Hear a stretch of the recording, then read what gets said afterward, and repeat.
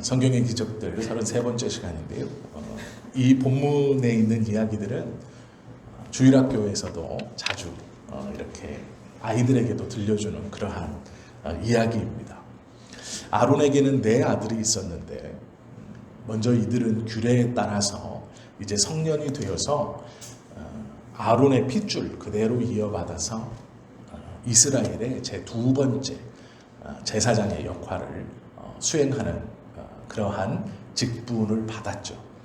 그런데 특별히 이 아론의 네 명의 아들 중에 첫째와 둘째인 나답과 아비후가 대제사장의 직분을 받았고, 그리고 셋째와 넷째는 함께 있는 제사장이지만 대제사장으로서 아버지 아론이 하던 일을 그대로 하는 것이 아니라 1군, 2군 이것처럼 두 명이 한 조가 되어서 첫 번째와 둘째가 첫 번째 한 조가 되고 세 번째와 네 번째 아들이 두 번째 한 조가 된 것이죠.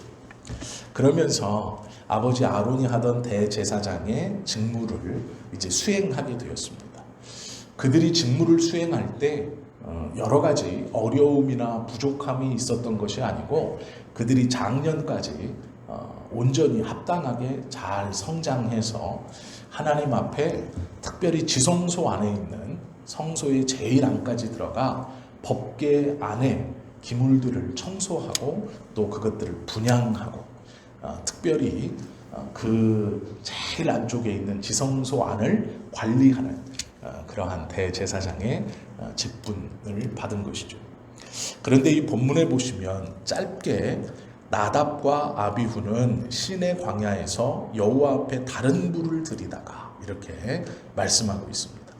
여호와 앞에서 죽어 자식이 없었으며 자식을 낳기 전에 여호와 앞에서 죽임을 당해 후사를 남기지 못했고 세 번째와 네 번째 자식이 아론의 세 번째 아들과 네 번째 아들 엘르아살과 이다말이 첫 번째와 두 번째의 아들이 형이 죽자 그 제사장직을 넘겨받아서 이스라엘에 정확히 말하면 3대 세 번째이지만 이 직책적으로는 두 번째 2대를 대표하는 그러한 제사장의 직무를 수행했다라는 것이죠.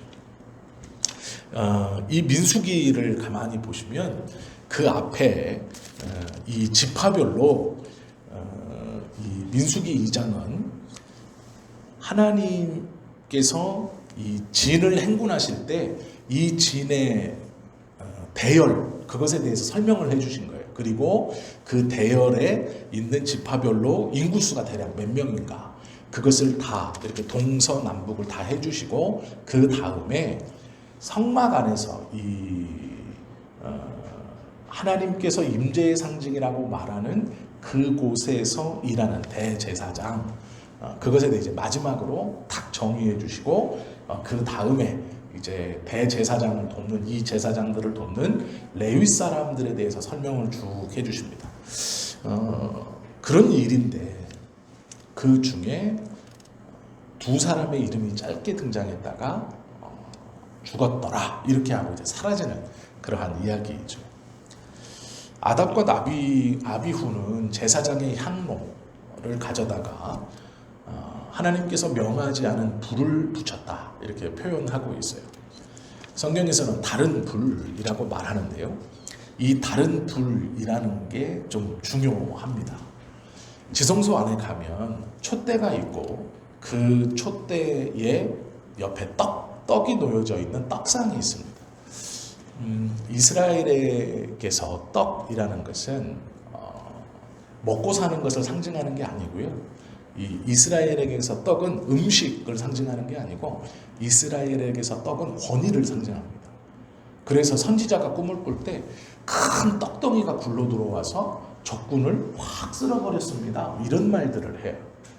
이 떡이라는 게 양식, 그래서 하나님 배부르세요 하고 이렇게 떡을 구워서 이렇게 쌓아놓는 게 아니고 그 떡이 권위예요. 풍족함의 권위. 그래서 다른 나라는 동물의 가죽을 걸어놓거나 아니면 칼이나 창을 크게 깎아서 자신들이 믿는 신 좌우에 이렇게 놓아서 그것으로 권위를 상징하는데, 여호와는 당신의 권위를 상징할 때 떡을 갖다 놓게 했어요. 참 신기하게도. 그래서 유대인들의 성전에서는 다른 이방 신전에서 보이지 않는 떡이 여호와의 권위를 상징합니다. 이게 먹을 걸 상징하는 게 아니고요, 권위를 상징하는 것이 떡덩이에요. 조금 좀 아이러니하긴 한데, 왜 이렇게 하셨는가라는 것은 사실 잘 몰라요. 왜 유대인들이 이 다른 이방인들의 신전이나 다른 데 가면 이 떡이 놓여져 있는, 유대인들의 떡이 놓여져 있는 이 떡상 자리에 다른 이방인들은 무기나 여러 동물의 가죽을 이렇게 놓아서 신의 권위를 상징하거든요. 좌우에 우리가 이집트 영화에 보시면 이제 파라오들이 죽으면 미라를 관에 넣어서 아주 크고 화려하게 금칠을 해서 이렇게 해놓죠. 그리고 그 좌우에 죽음의 문을 관장하는 신들, 여우 머리에 사람 몸을 가지고 있는 그런 형상들을 세워놓고, 또 죽음의 강을 건너게 하는 그 뱃사공을 상징하는 뭐 여러 가지 매의 형상을 갖고, 또 지옥의 문 앞에 서 있는 뭐 뱀의 형상을 가진 여러 가지 것들을 이렇게 세워두죠. 그것이 뭐냐면 권위를 상징하는 거예요. 그런데 놀랍게도 다른 이방 신전에 들어가면 하나님께서 명령하신 그 떡의 자리에 다른 데는 무기라든지 날카롭게 벼른 큰 칼이라든지 짐승의 가죽을 해서 살아있는 짐승처럼 묘사한다든지 이런 큰 석상들을 세워놨는데, 하나님은 그 자리에 떡을 놓으라고 말씀하셨어요. 그리고 말씀하시면서 뭐라 그랬냐면, 이 떡을 꼭 바꿔야 돼요. 매일매일 바꿔야 되는 거예요, 이 떡을. 그리고 그 떡상과 함께 촛대를 놓고 그 촛대의 정면에, 이 제일 정면에 분향단이 있습니다. 여기서는 향기로운 그 향기가 우리로 말하면 향수예요. 향수에 불을 붙여서 이 불이 타오르면서 주변의 잡내를 제거하고 또 이렇게 조금 좋은 냄새가 하게 하는 그런 분향단이 앞에 있는 겁니다. 원래는 제사장들이 제일 먼저 들어가면 초에 이 불이 꺼지지 않도록, 이 촛대에 불이 꺼지지 않도록 그 기름을 갈고 떡을 갈고 그리고 이 분향단을 갑니다. 그런데 이 분향단을 갈 때 그 기름에 심지를 띄워서 이 심지가 타 들어가면서 이 기름 냄새로 그 성전 안이 확 있었어야 돼요. 이게 왜 그러냐면, 이 시대에 냄새라는 것은 굉장히 중요한 역할을 합니다. 카톨릭의 예전에 보면, 지금은 그렇지 않지만, 지금은 이제 한국 카톨릭에서는 그러지 않지만요, 루터교 예배에 가시면, 성공회라고 하는 데에 가면 예배 전에 신부가 긴 끈에 끝에 이렇게 생긴 향단이 있고 그 안에 향을 피워서 연기가 이렇게 와요. 그러면 그 연기로 들어오면서 좌우로 흔들면서 이 입장할 때 그걸 좌우로 이렇게 흔들면서 들어옵니다. 그렇게 하는 이유가 뭐냐면, 이 연기가 하나님의 임재를 상징하기도 하면서 거룩함을 나타내고 있기 때문에 그렇습니다. 제사장들이 지성소 안에 들어왔을 때 이 분향단에 있는 향료가 타는 그 냄새가 평소에는 맡아보지 못했던 냄새가 확 일어나는 거예요. 그래서 정신이 번쩍 들게 하는 것도 있고, 이 장소는 다른 장소와 다르다라는 경계를 문으로 두는 게 아니고 향기로 두는 겁니다. 즉 성전 안에서, 하나님이 계신 이 지성소 안에서는 세상에서 나지 않는 좋은 냄새가 난다 해서 그 상징으로 분향단을 피워놓고, 이 냄새가 나는 이 공간은 하나님의 공간, 임재의 공간이라는 상징성 때문에 그 분향단을 놓습니다. 이것이 모든 종교에 있는, 모든 고대 종교에 있는 이 특징 중 하나입니다. 하나님께서 명령하신 이 분향단이라는 것은 이스라엘은 어떻게 생각했느냐? 엘리야가 하나님의 불을 떨어뜨려서 제단을 쌓고 바알과 아세라의 제사장들을 갖다 놓고 너희가 기도해봐라. 누가 참신인지 보자 했을 때 하늘에서 불이 빵 떨어져서 엘리야가 놓은 그 재물을 탁 태워서 그걸 연락하셨죠. 살아계신 하나님을 보여주셨죠. 이때 사용했던 불이 여호와의 불이라는 표현인데요. 민수기에 보시면 여호와의 불이라는 것이 있어요. 이게 뭐냐? 이때 당시의 불이라는 건 이 기름에, 이 기름이 들어있는 병에 계속해서 기름을 채워서 이 불이 꺼지지 않아야 돼요. 이 불이 꺼지지 않게 기름을 계속 채워서 이 불의 심지가 꺼지지 않아 계속 해야 됩니다. 그래서 아침 저녁으로 이걸 분양해야 돼요. 왜 그러냐면 아침에 들어가서 기름을 채우면 그 기름이 저녁 때까지 타는 것이고 저녁 때 이 기름을 채워놓으면 그것이 다음 날 아침까지 타는 거예요. 그래서 꼭 하루에 2번씩 제사장들은 아침 저녁으로 그 지성소 안에 들어가서 이 기름, 분향단의 기름을 채워야 했습니다. 그걸 한 것이 나답과 아비후예요. 그런데 다른 불을 가지고 들어갔다라는 말은 이걸 껐다는 얘기입니다.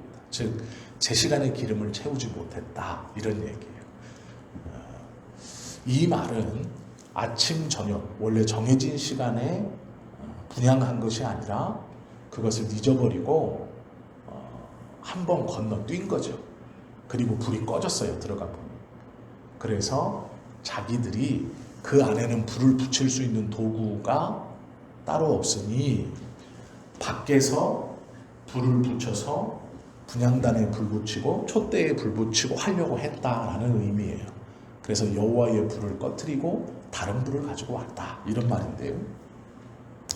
3장 4절에 보시면 이렇게 말해요. 나답과 아비후는 시내 광야에서 여호와 앞에 다른 불을 들이다가 이렇게 말해요. 이 다른 불이 그런 겁니다. 원래 성전 안에 밝혀져 있던 그 심지를 꺼트려 먹고 밖에서 자기들이 불을 붙여서 얼른 그 불을 다시 타오르게 하려고 한 것이 다른 불이에요. 이제 그 불을 갖고 들어왔다가 죽었다 이렇게 말하고 있죠. 다른 불로 하나님의 제단을 밝히려고 하다가 징계를 받았다 이렇게 말해요. 하나님께서 주신 것이 아니라 다른 것으로. 우리가 이것은 참 의미하는 바가 큽니다.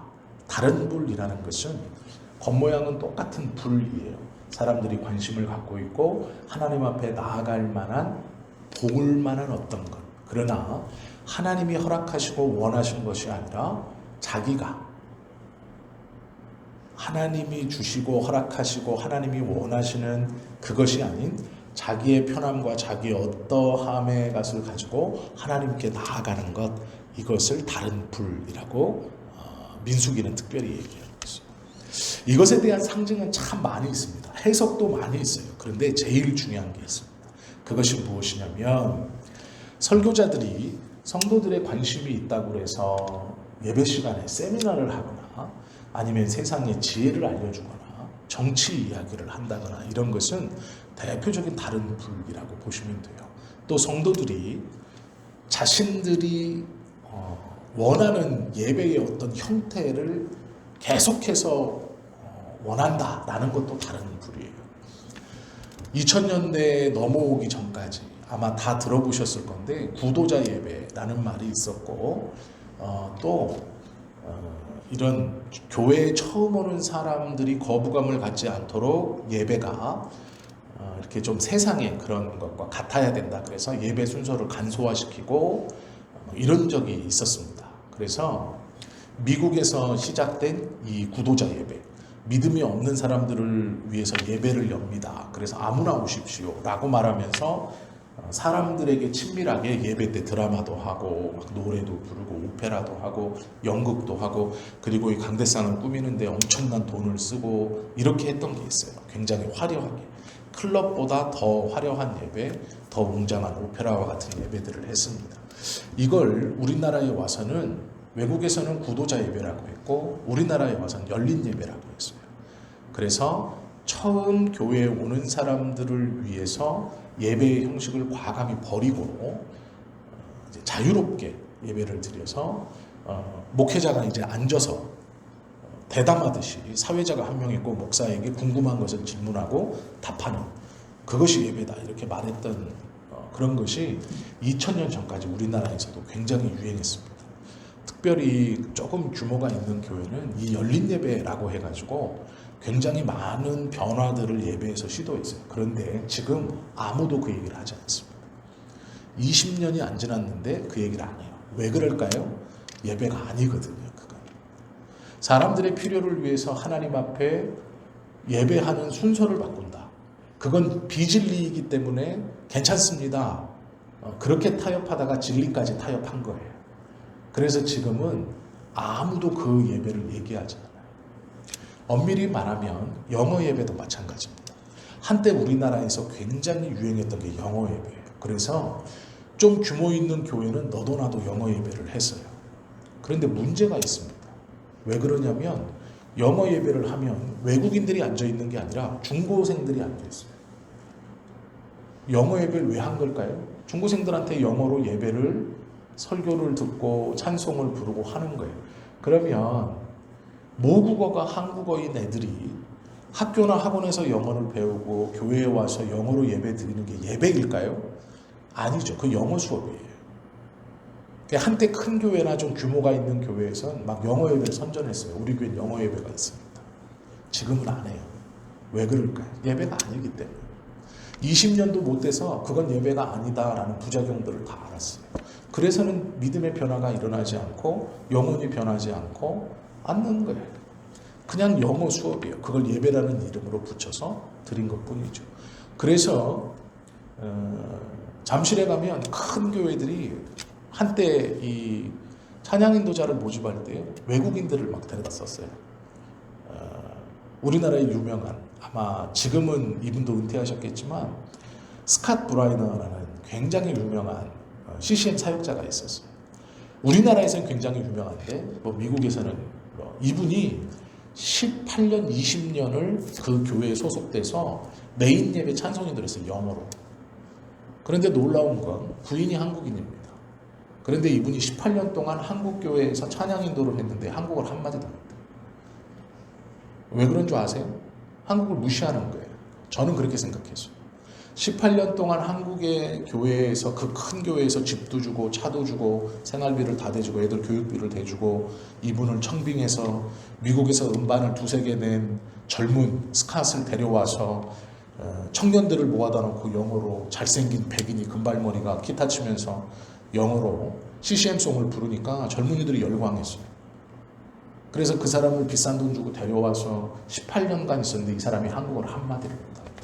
안 하는 거죠. 왜요? 할 필요가 없다고 느끼는 거예요. 그러면 한국에서 예배하고 예배 인도자를, 찬양 인도를 지금 18년 동안 했던 이 사람이 한국어를 한마디도 못한다는 건 무슨 얘기예요? 직업이었다는 거죠. 이 사람들이 찬양하면서 왜 하나님 앞에 그런 고민이 없는 거죠. 결국은 그 교회에서요 18년인가 이분을 데리고 있다가 미국으로 돌려보냈어요. 그리고 성도들한테 얘기를 한 거죠. 그래서 지금 그 교회가 찬양인도로 한국인이 해요. 그 오랜 시간을 왜 그렇게 했을까요? 그게 유행처럼 번졌던 거예요. 우리는 영어 예배 찬양 인도자가 있습니다. 우리는 영어 예배가 있습니다. 아니요. 그럴 필요가 없죠. 어떤 교회는요. 수화하시는 분이 앞에 있어요. 수화하는 사람. 수화하시는 분이 앞에 있어서 수화를 해줍니다. 그런데 문제가 뭐냐면 그 교회 농아가 없어요. 그럼 수화는 왜 할까요? 농아가 없는데 수화를 왜 해요? 할 필요가 없는 거죠. 이게 보여주는 거예요. 우리는 큰 교회고 수화도 있고 뭐 있습니다. 이게 보여주는 거예요. 농아부가 따로 있어서 거기에 목사님이 수화를 하시는 목사님이 있다면 맞는 거죠. 그런데 대예배 시간에 농아가 하나도 없고 따로 예배 드리고 있고 그런데 대예배 시간에 여기다 세워놓고 수화를 해요. 왜요? 보여주는 거예요. 누구에게 보여주는 거예요?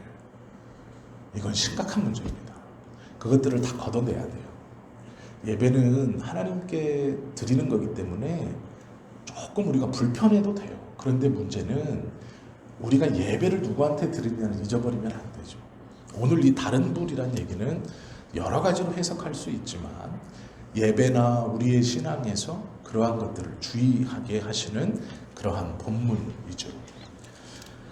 교회는 진리의 전당이고 하나님의 말씀이 선언되는 곳이죠.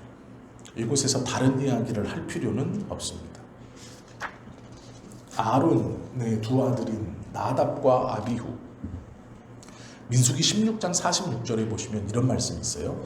이에 모세가 아론에게 이르되 너는 향로를 취하고 단의 불을 그것에 담고 그 위에 향을 부어가지고 급히 회중에게로 가서 그들을 위하여 속죄하라.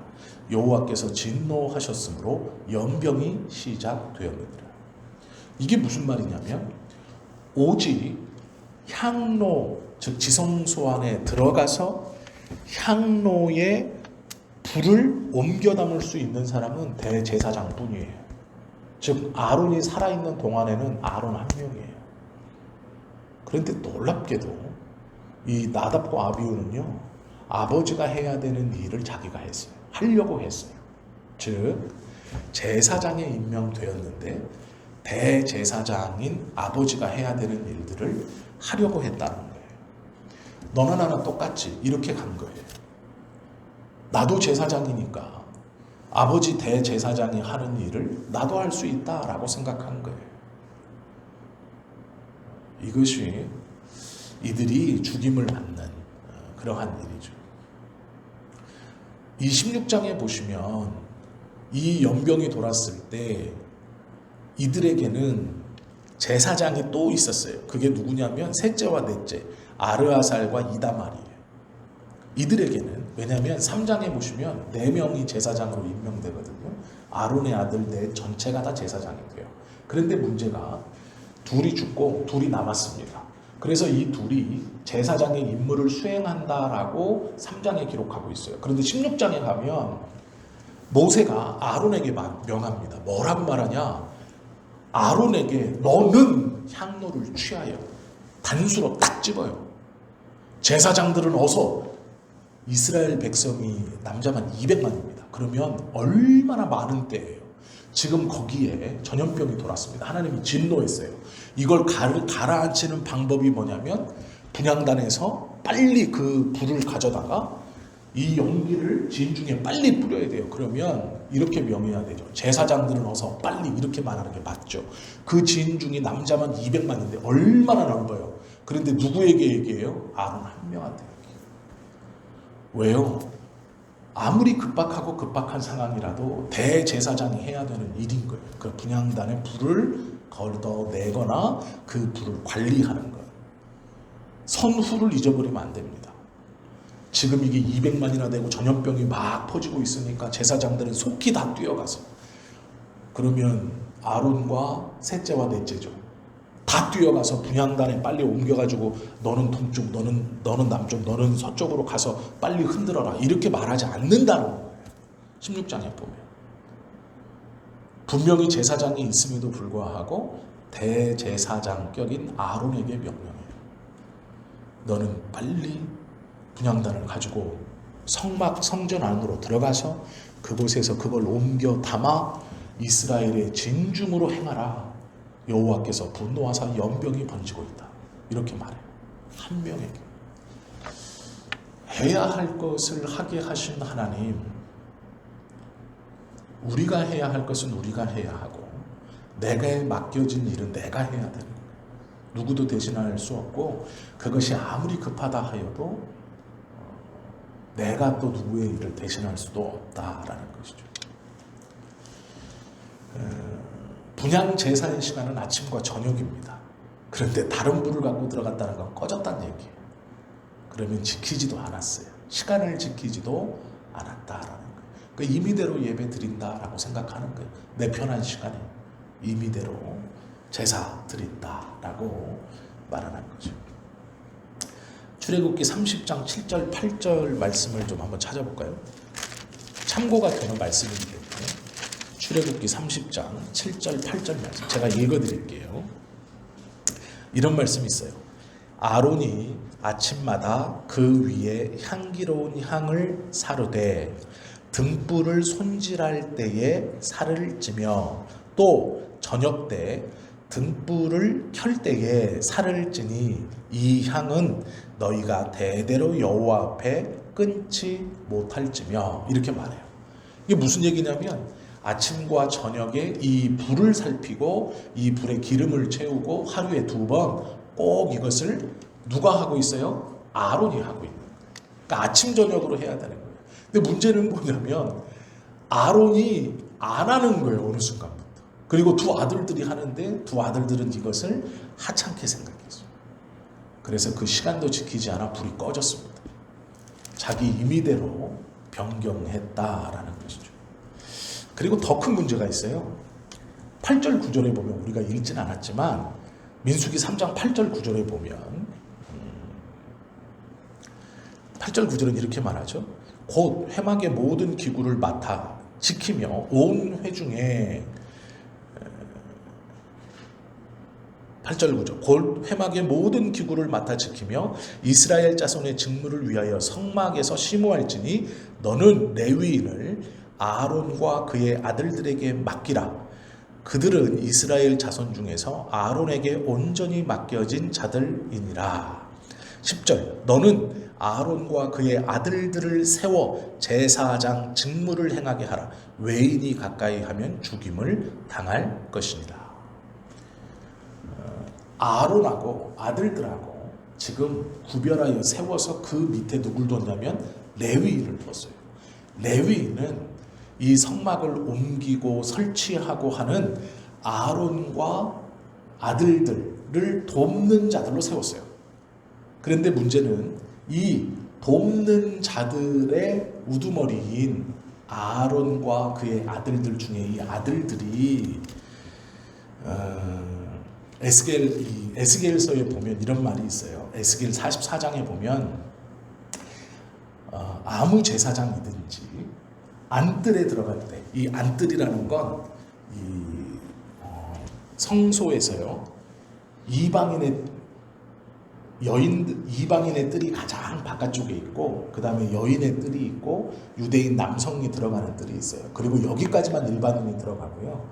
요 남성의 뜰 안쪽은 안뜰이라고 해서 제사장들하고 레위인만 들어갑니다. 성소에 들어갈 때. 그리고 이제 여기서 2번을 더 들어가면 지성소가 있어요. 그런데 문제가 뭐냐면 요 유대인 남자들이 들어가는 요 뜰에서 문을 하나 딱 들어가면 이게 안뜰인데 요 안뜰에 들어갈 때 술을 먹지 말라고 되어 있어요. 술에 포도주를 먹은 채로 그 안뜰을 들어가지 마라. 그러니까 안뜰을 들어가는 것도 일반인은 못해요. 제사장만 들어가는 건데 레위인만. 그 안뜰을 들어갈 때 술을 먹지 마라 이렇게 명령하셨어요. 그런데 문제는 여호와께서 아론에게 일러 가라사대 너나 내 자손들이 회막에 들어갈 때에는 포도주나 독주를 마시지 말아서 너의 사망을 면하라. 이는 너희 대대로 영영한 규례라 이렇게 말하고 있죠.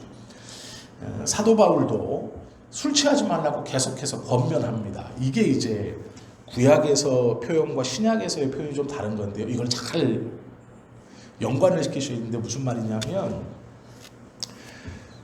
구약에서는 제사장들이 특별히 이 성막 안뜰에 들어갈 때는 포도주를 마시지 않았어야 돼요. 왜 이렇게 말씀하셨냐면 남성들이나 여성들 중에 술을 좋아하시는 분들이 있죠. 술을 먹지 말라는 얘기가 아니에요. 이거를 이 구약에서의 술 문제를 잘 알아들으셔야 돼요. 이 당시에 포도주라는 것은 우리가 생각하는 술의 개념도 있지만 열사병에 걸렸거나 우리로 말하면 어떤 병에 걸렸을 때 약의 개념으로도 술을 마셨습니다. 그래서 술이라는 것을 술을 좀 먹어서 혈액순환을 좋게 해서 이 병을 좀 물리치고 이겨내는 데 썼어요. 그래서 그때 당시에 열사병에 걸리거나 아이들이 배앓이를 하거나 이렇게 할 때 이 포도주를 떠서 먹였습니다. 꿀꺽꿀꺽 마시게 한 건 아니고 포도주를 우리로 말하면 숟가락으로 조금 떠서 이렇게 애들 입에 이렇게 흘려놨어요. 그러면 그 포도주의 기운으로 고통이 좀 감소되고 잠을 자고 아니면 이것으로 그 병마를 좀 이겨냈어요. 그래서 회막 안에 들어갈 때 포도주를 먹지 말라는 2가지 의미가 있습니다. 첫 번째는 말 그대로 술이 좋아서 술 먹고 알딸딸하게 가지 마세요 이런 말이고, 두 번째는 정상적인 몸이 아닌 상태. 그래서 그것을 위해 술을 마셨어요. 그러니까 내가 지금 감기에 걸렸어. 감기에 걸려서 몸이 온전치 않은 상태로 성막 안쪽까지 들어오지 마라 이 말이에요. 이 두 가지 의미가 같이 있는 겁니다. 그런데요, 여기서의 술이라는 건 유대인은요 포도주를 많이 키웠습니다. 그러면 유대인은 포도주를 즐겨 먹었냐? 그렇지 않아요. 왜 그랬냐면 특별히 종교 지도자들은 포도주를 입에 대지 않았어요. 이게 율법이었어요. 술에 취한 채로, 술을 먹은 채로 성막문에 왔다 갔다 하지 말아라고 하고 있거든요. 그러면 제사장과 레위인은 종교 지도자들입니다. 이들은 원래 성막을 섬길 때부터 명령으로, 영영한 규례로 어떤 규례를 받았냐면 포도주를 먹은 채 성막에 들어가지 말라라는 규례를 받았어요. 그래서 이스라엘의 종교 지도자들은 포도주를 가까이 하지 않았습니다. 웬만하면 안 먹었어요. 포도주를 먹을 때는 언제였느냐? 몸이 좋지 않을 때. 예를 들어 배앓이를 한다거나 두통이 있다거나, 우리로 말하면 열사병에 조금 그런 몸이 있다거나, 컨디션이 너무 안 좋으면 이제 술을 먹고 잠을 자거나, 그 더위를 이기는 열사병을 조금 진정시키거나 배앓이를 이게 조금 고통을 덜하게 할 때 포도주를 마셨습니다. 종교 지도자들이. 그래서 예수님께서 이 고아와 과부와 세리와 일반인들하고 포도주를 저녁마다 먹고 마시자 종교 지도자들이 뭐라 그래요? 왜 이렇게 너는 포도주를 좋아하냐? 이렇게 그게 흠이에요. 아니 뭐 포도주를 뭐 그때는 물보다 더우니까 마실 수도 있지. 그런 의미가 아니고요. 유대인의 종교들 선생의 개념에서는 이게 규례예요. 영영한 규례 받은 거예요. 그래서 하나님의 일을 한다고 하는 이 제사장과 레위인의 후손들이 다 종교 지도자들이 되잖아요. 나중에는 이들은 조상들이 했던 종교 지도자들이라는 것으로 인해 포도주를 가까이 하지 않았습니다. 그게 어디까지 가냐면 신약에 가면 바울이 자기의 아들이라고 말했던 이 저기에게 디모데에게 네가 포도주를 조금 마셔라. 네 위장병을 위해서, 소화를 위해서 포도주를 조금 마셔라. 물만 먹지 마라. 이렇게 말해요. 그런데 디모데도 어떤 의식이 있는 거예요? 내가 종교 지도자니까 포도주를 가까이 하지 않는다라는 생각이 있는 거예요. 그러니까 이게 구약에서부터 온 거거든요. 이 레위인들이 하나님께 받은 율례로 포도주를 먹지 않은 채 성전에 들어가면, 먹은 채 성전에 들어가면 안 되는 거였어요. 그런데 이 본문을 가만히 읽어보면 아답과 이 나답과 아비후가 다른 불을 들고 들어간 이유에 대해서 대부분 학자들이 뭐라 그러냐면 술을 마셨다라고 생각해요. 그러니까 술을 먹느라고 분향 시간을 놓쳤다. 그리고 술에 취한 채로 들어갔다. 왜요? 죽는다라고 명령하신 건 뭐가 있냐면 술 취한 채 제사장이 성막에 들어왔을 때 그때는 죽는다고 했거든요. 그래서 죽었을 것이다 라고 얘기해요. 그리고 술에 취한 채 제사장이나 레위인들, 즉 하나님의 성전을 섬기는 자들은 술 취한 채 성전에 들어오지 마라. 너는 죽는다 이렇게 명령하신 말이 있어요. 이게 신약에 오면 왜 바울이 성도들에게 술 취하지 말라고 권면하냐면 바울이 말하는 건 모든 사람이 제사장이 됐다는 거예요. 모든 사람은 자기 스스로 하나님 앞에 나아갈 수 있다는 거예요. 예수 그리스도를 믿음으로. 예수님의 십자가의 사건으로 휘장이 찢어지고 모든 영혼이 그리스도의 이름을 붙들면 하나님 앞에 담대히 갈 수 있는 모두가 제사장이 됐기 때문에 과거에 하나님 앞에 나아가고 하나님을 섬기던 자들은 술을 멀리해라라는 명령을 그대로 그 전통을 받아서 술 취하지 말라고 그렇게 권면하는 거예요. 이해가 되셨죠? 그래서 술 먹지 말라는 얘기예요. 술이 나쁘다 좋다 이런 의미는 아닙니다. 그 전통에 따라 너희가 다 제사장처럼 됐고 하나님 앞에 나아갈 수 있으니 원래 전통대로 구원받은 자들은 술 취해서 성전에 나오면 안 된다 이런 의미예요. 이런 의미로 술 취하지 마라 이렇게 권면하는 거예요. 예수님의 제자들, 베드로를 위시한 12명의 제자들은요, 예수님이 있을 때부터 포도주를 잘 마셨어요. 바울도 마찬가지로 바울은 포도주를 좀 멀리 했겠죠. 자기는 종교 지도자였잖아요, 원래. 그런데 예수님의 제자들은 원래 종교 지도자들이 아니었어요. 일반인들이었단 말이에요.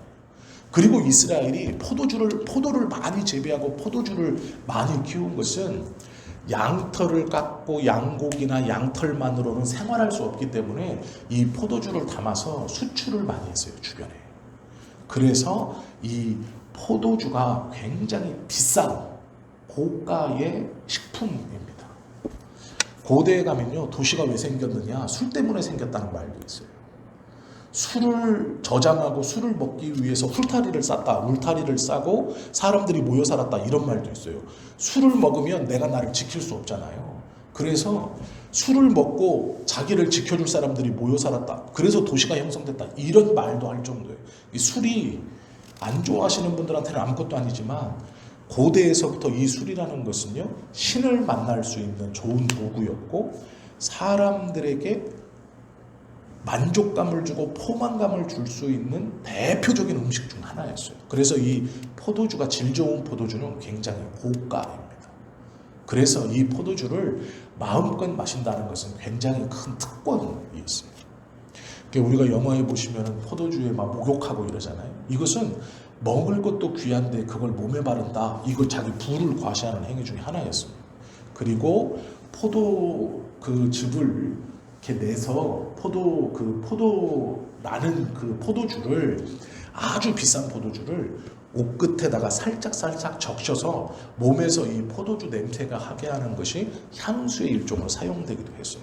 그 정도로 고대에는 이 포도주가 고가였고 상당히 귀했습니다. 이스라엘은 마시려고도 그걸 담았지만 그게 아니고요, 이걸 팔아서 부를 축적했어요. 이걸로 먹고 살았던 민족입니다. 우리가 이스라엘은 양털 깎아서 먹고 살았다고 생각하지만 그렇지 않아요. 이 술을 마신다는 문제에 대해서 하나님을 섬기는 자, 특별히 그 하나님의 성소 안에 들어올 때 술이 좋아서 먹든 아니면 몸이 온전치 않은 채로 들어와 주님의 일을 하는 것, 내가 비몽사몽간에 막 이런 것을 과거에는 금했다. 그래서 그것이 신약에 내려와서 모든 성도에게 그렇게 권면하게 되었다. 이것이 술을 취하지 마라 라는 의미예요. 원래 의미. 그것을 우리가 좀 알면 좋을 것 같습니다. 이 음주를 했다는 것은 굉장히 좀 중요한 문제예요. 왜 그러냐면 명령을 정면으로 위배했기 때문입니다. 이 술 취해서 성막에 이 제사장이 들어왔다, 이것은 그냥 죽을 죄인 거예요. 이게 다른 불을 가져와서 죽었다 이런 의미보다 이 다른 불을 얘들이 왜 들고 왔냐라는 원인을 어떻게 보느냐, 이 율법의 말씀을 어긴 술 취함으로 분향의 시간도 어겼고 술에 취해 있어서, 그리고 온전치 못한 술에 취한 채로 성막 안에 들어왔기 때문에 죽었다, 이렇게 보는 겁니다. 우리가 하나님의 말씀을 듣고 배울 때 우리의 삶에서 어떤 것은 분명히 이렇게 예수 그리스도를 통해서 깨끗하게 되어진 것이 있지만 교훈적으로 받아서 유익한 것이 있어요. 특별히 술 취함의 문제는 그렇습니다. 술이 나빠서 먹지 말라는 얘기가 아니에요. 원래 하나님을 잘 섬기던 하나님의 선택받은 제사장과 레위인들, 하나님의 성전에 들어와 예배하던 모든 사람들에게 하나님은 술에 취한 채로 성전 안에 들어오지 마라라고 명령하셨어요. 그 명령을 신약에 와서 제자들이 받아서 그렇게 가르친 거예요. 그래서 술 취하지 말라는 거지 술이 나쁘다 뭐 이런 의미는 아니에요. 예수님이 드신 술이 나쁘다 그러면 예수님도 나쁜 걸 뭐 빨리 먹어서 내가 다른 사람 못 먹게 해야지 뭐 이런 걸로 하셨 건가요? 뭐 그런 건 아니겠죠. 예. 우리가 신앙생활 하실 때 이것을 잘 구별하시면 좋을 것 같습니다. 에스겔서 44장 23절에 보면 이런 것이 있어요. 내 백성에게 거룩한 것과 속된 것의 구별을 가르치며 부정한 것과 정한 것을 분별케 하라라고 명령하고 있어요. 속된 것, 부정한 것, 정한 것, 옳은 것을 구별하게 하라라고 말하죠. 이 본문에, 오늘 본문에 보시면 다른 불이라는 것은 속된 거예요. 부정한 거예요. 그 속되고 부정한 것을 가지고 하나님 앞에 나아갔다라는 것이죠. 신약에 오면 이게 무슨 말인지 알 수 있어요. 어떤 말이냐면 사도행전에 보시면 자신의 재산을 다 팔아서 일부를 감춰두고 하나님 앞에 나아간 사람이 나와요. 우리가 다 아시죠? 그 아나니아와 삽비라의 이야기예요. 이 부부가 하나님께 재산을 팔아 드렸어요. 그런데 뭐라 그러냐면 이것이 다냐라고 물어봤을 때 답니다라고 했는데 일부를 감췄어요. 그런데 이걸 부정하다고 봐요. 그래서 죽여버립니다. 이게요, 성령을 속였다라는 의미가 뭐냐면 부정한 거예요. 부정한 것을 가지고 하나님 앞에 나아왔기 때문이에요. 그러면 감췄기 때문에 부정하냐? 아니에요. 속였기 때문에 부정한 거예요. 즉 재물의 액수가 중요한 게 아닙니다. 이게 뭐 많이 드리면 좋지. 저 사람이 1,000만 원 드리는 것보다 내가 1억을 드리는 게 좋지. 아니요. 그렇지 않다는 거예요. 하나님의 액수로 보는 게 아니라 그 마음을 보신다는 거예요. 그래서 아나니아와 삽비다는 전 재산을 다 드리고도 죽임을 당했어요. 성령을 속였다. 그게 부정하다라는 것이죠. 그런데 과부의 두 렙돈은 과부가 생활비 전부를 넣었다. 동전 2개를 넣으면서 생활비 전부를 넣었다. 이 본문도 잘 보고 계셔야 돼요. 이게 왜 그런지 제가 한번 말씀을 드렸지만 과부의 두 렙돈의 이야기를 가만히 보시면 예수님께서 그 여인을 들어올 때부터 주목하고 계셨거든요. 예수님께서 주목하사 이렇게 보고 계시고 대놓고 아예 그냥 그 여인을 보고 있어요. 뭐가 이상했기 때문이죠. 그런데 과부가 어렵게 두 렙돈을 집어넣어요. 그리고 나서 예수님이 뭐라고 하냐면 이 여인을 보라 이렇게 말해요. 이 여인을 요한복음에 이렇게 써 있거든요. 이 여인을 보라. 아예 그냥 제자들에게 찍고 그 과부에게 들리게 해요. 그러면서 뭐라 그러냐? 누구보다도 많이 넣었다. 누구보다도 많이 넣었다. 이렇게 말하거든요. 생활비 전부를 넣었다. 이렇게 말하는데요. 이 말은 몇 가지 의미가 있습니다. 왜 그러냐면 그곳이 지금 성전 아니에요. 이제 성전 딱 들어가기 바로 입구입니다. 그러면 예수님의 말씀을 듣기 위해서 제자들뿐만 아니라 수많은 종교 지도자들 그리고 예수님을 따르는 사람들이 있어요. 그리고 예수님께서 과부를 주목해보고 그 과부뿐만 아니라 모두가 다 들리게 얘기했어요. 이 말은 여러 가지 의미가 있는데요. 그 배경을 아시면 왜 예수님이 이 말을 했는지를 알 수 있어요. 전 재산을 다 갖다 바쳐라 이 말이 아니에요. 과부가 전 재산을 드렸다는 건 이제 죽겠다는 뜻이에요. 즉 이 과부가 성전에 와서 자기 전 재산을 탁 드리고 돌아서면 어떤 행위냐 이게 이제 내가 죽겠습니다라는 행위예요. 그러니까 과부의 입장에서는 하나님의 말씀과 은혜를 사모해서 두 렙돈을 드린 게 아니고요. 다 드리고 이제 죽을 결심으로 와서 다 드린 거예요. 예수님께서 과부를 주목해 보신 건 그 과부가 다른 거예요. 다른 사람과 다른 거예요. 부자가 돈을 많이 넣습니다. 우르르 넣었어요. 그리고 들어가네요. 아무 말 안 하셨어요. 그런데 과부가 딱 눈에 들어오자 그를 주목해 보시고 두 렙돈을 넣자 예수님이 바로 얘기하세요. 이 과부를 보라. 보라. 누구보다 많이 넣었다. 생활비 전부를 넣었다. 이 왜 이렇게 말씀하셨냐면 이 말의 의도가 여러 가지가 있습니다. 첫 번째는 이 두 렙돈을 드리고 죽으러 이 과부가 무엇인가를 하고라고 할 때는 거의 죽음을 결심했을 때 재산을 다 얼마가 됐든 드리고 갑니다. 이게 유대인의 생활이에요. 그렇게 예수님께서 공개적으로 말한 것은 도와주라고 얘기하는 거예요.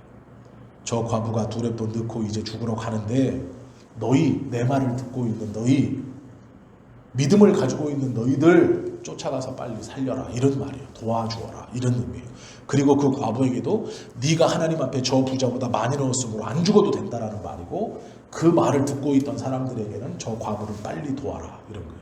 왜요? 과부를 돕는 건 이스라엘 사람들에게 의무입니다. 고아와 과부를 돌보는 것. 그래서 선언해 주시는 거예요. 저 과부는 생활비 전부를 넣었다. 이 말은 저 과부는 이제 죽으러 간다. 그러니 너희가 살려라 이 마음이에요. 그러니까 이 나답과 아비후도 다른 부를 드렸다라는 이 짧은 구절 속에 우리가 그 당시에 이스라엘 백성, 특별히 제사장과 레위인들이 하나님한테 받았던 약속의 말씀들을 알고 본문을 보면 이것은 단순히 다른 부를 드렸다라는 그런 한 가지의 의미가 아닌 거예요. 그 다른 부를 드려 하나님 앞에 죽임을 당했다라는 말 속에는 여러 가지 의미들이 함께 들어있는 겁니다. 이들이 술에 취해서 들어갔다. 그리고 또한 아침 저녁으로 정해져 있는 시간을 지키지 못했다. 그리고 자기들이 해야 하면 안 되는 일을 했다라는 거예요. 여러 가지 의미가 이 한 본문에 들어 있는 것이죠.